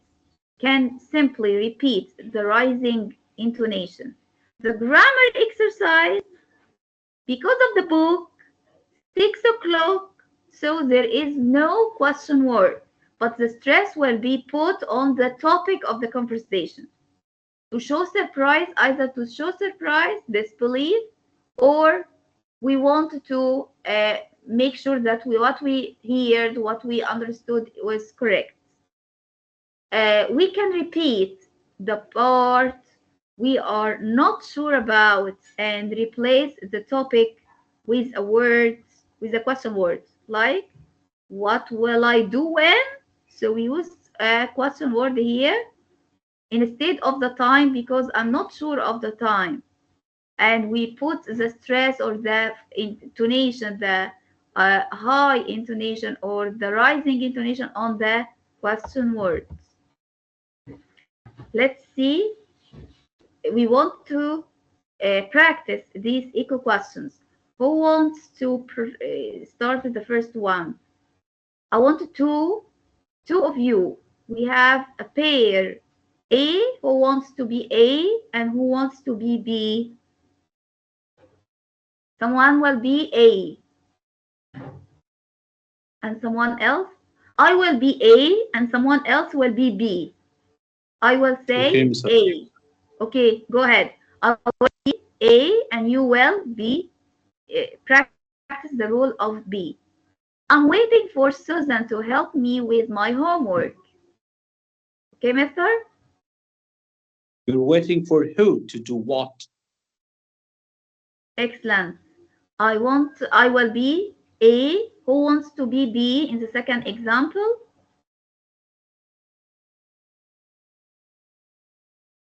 Who wants to be B in the second example? Yes, Miss Asma. Okay, go ahead. I will start A. I used to go swimming all the time. You used to do what all the time? Excellent. I will be A in 3 and I want someone else to be B. Who wants to answer B? Okay, miss. Yes. Okay, okay. It costs 200 pounds. It costs how much? Yes, excellent. You raise your voice when you say how much. So you express either surprise or you want to clarify a point. You make sure that what you heard is correct. Excellent. I want someone else to be the last Yes, one. Miss Asma. Okay. Yes, Miss What Asma. do you need? What do I need? Just a loaf of bread, please. Excellent, excellent, excellent. Okay. Here is a dialogue, and this is a dialogue, something related to what Peter and Susan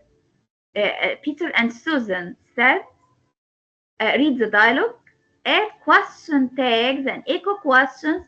We have, look at here, we have some spaces. Spaces, you can complete these spaces, these parts with either question tag if it is needed or an echo question. Can you do it? Just 1 minute. Add the missing parts, some missing parts, either with question tag or echo question. Just 1 minute. How many minutes will you take to answer this question? Just 1 minute to add a question tag or an echo question.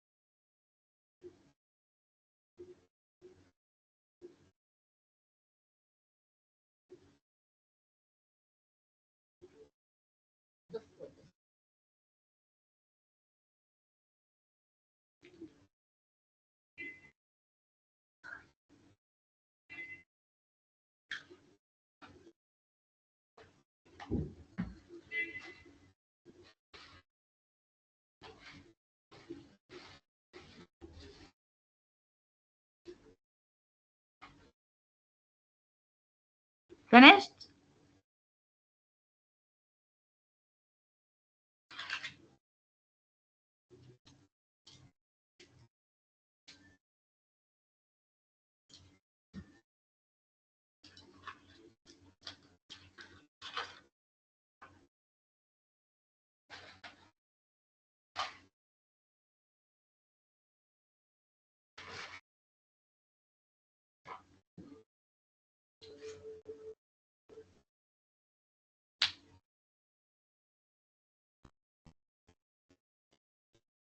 Have you finished?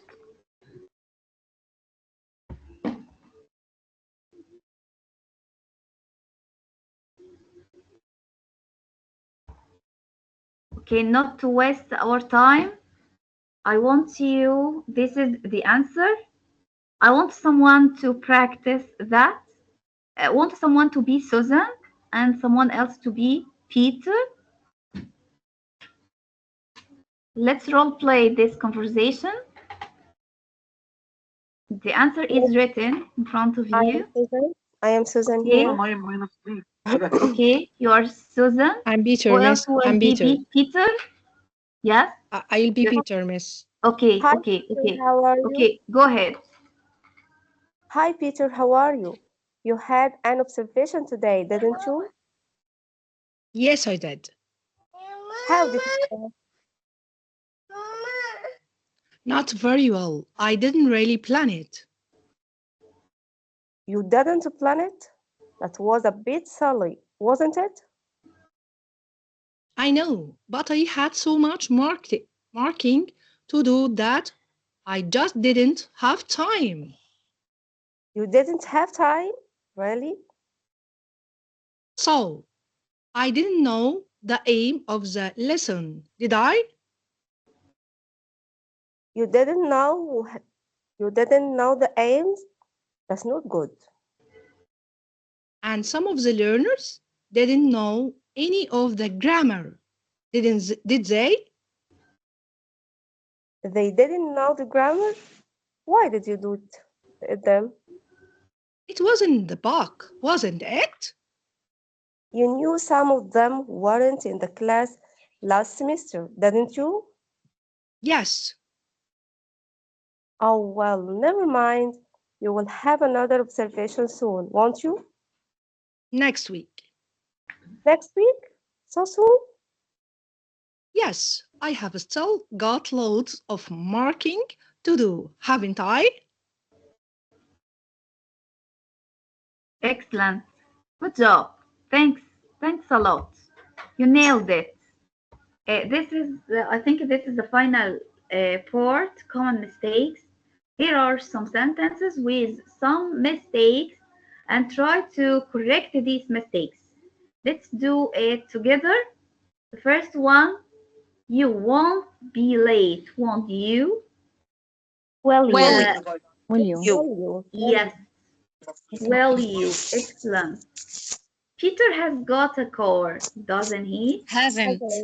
Hasn't he? Yes, excellent. I should have gone to the party last night. Shouldn't I have?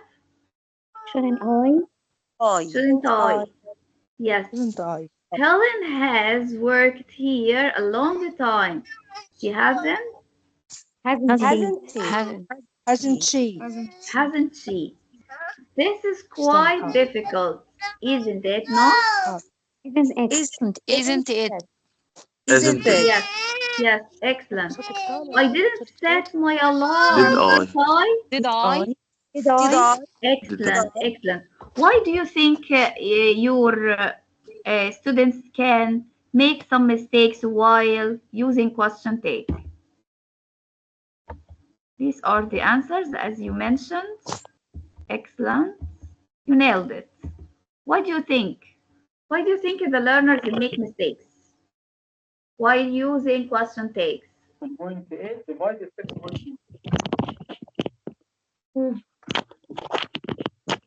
Maybe they don't have the equivalent, the same equivalent in Arabic, so they make these mistakes. In some languages, only one form is used for all types of question takes. which makes it a difficult concept for English learners. Confusing is transforming negative verbs in questions into affirmative verb in tag.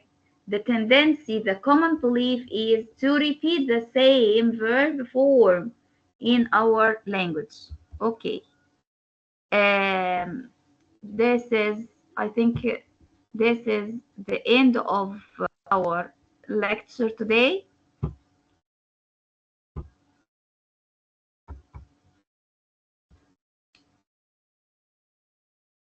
But I need you to reflect. Reflect. I want you to tell me something that you, as an exit ticket, something that you learned today, something new you learned. I enjoy with equal questions. I Echo enjoy with it. question. Yes. What else?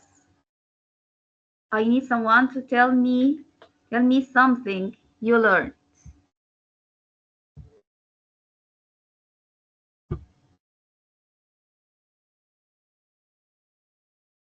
Something you learned.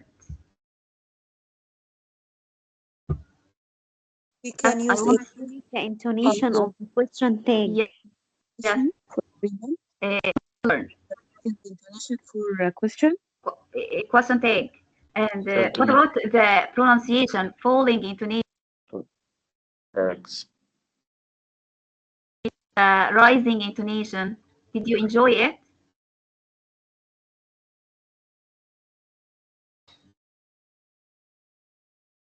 Yes, Miss Asma. Yes. Did you enjoy it? Yes. Yes. Okay. Yes. Miss Asma. Is there anything, any question you want to ask? Anything new you learn? Yes. Go ahead. Yes, Miss Asma.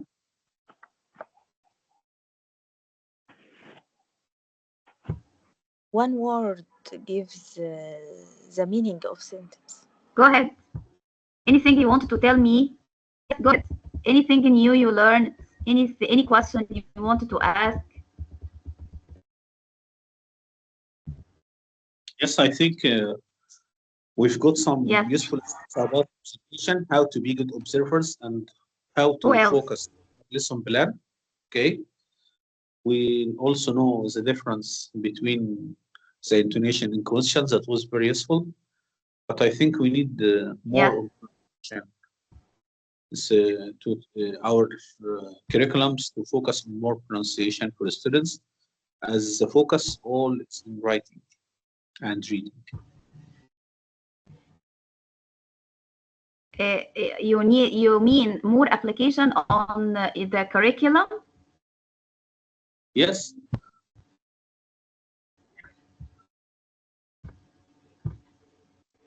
Okay, next time we will try to do that in face-to-face sessions. What else?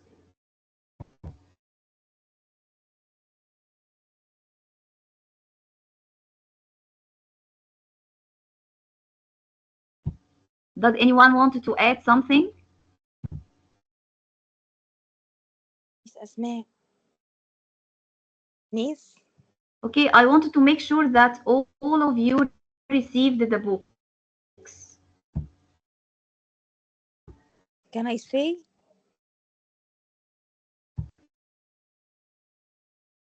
All of you received the I books? received it.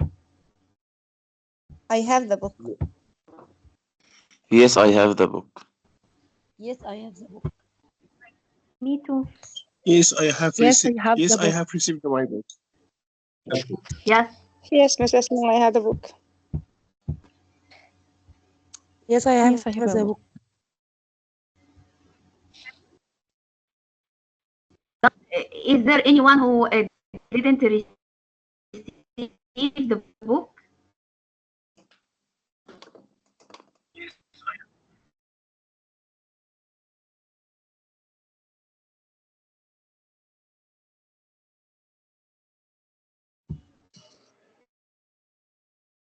Okay, okay, okay. Thank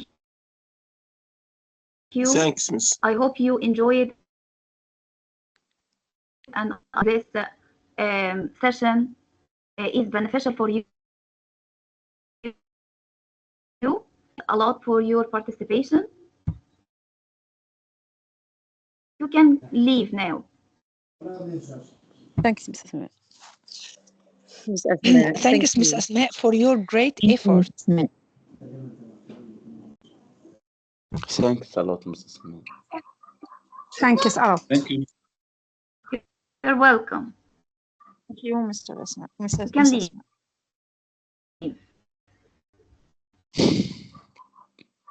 Miss Asma, Goodbye. do you hear me? ايه يا حبيبتي؟ اه يا حبيبه لسه مخلص استنى. اه تاخدوا مني بس تاخدوا مني. نزلت قاموس احلى من الناس. هو ده بيطلع ازاي؟ ده بيطلع منه ازاي؟ You're welcome. I'm happy for you. I'm happy that you enjoy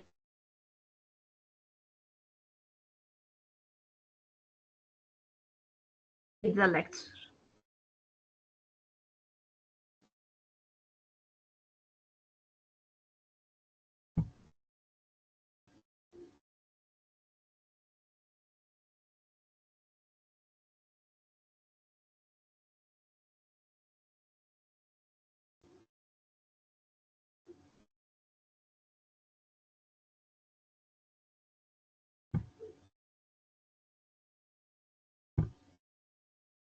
Can we leave?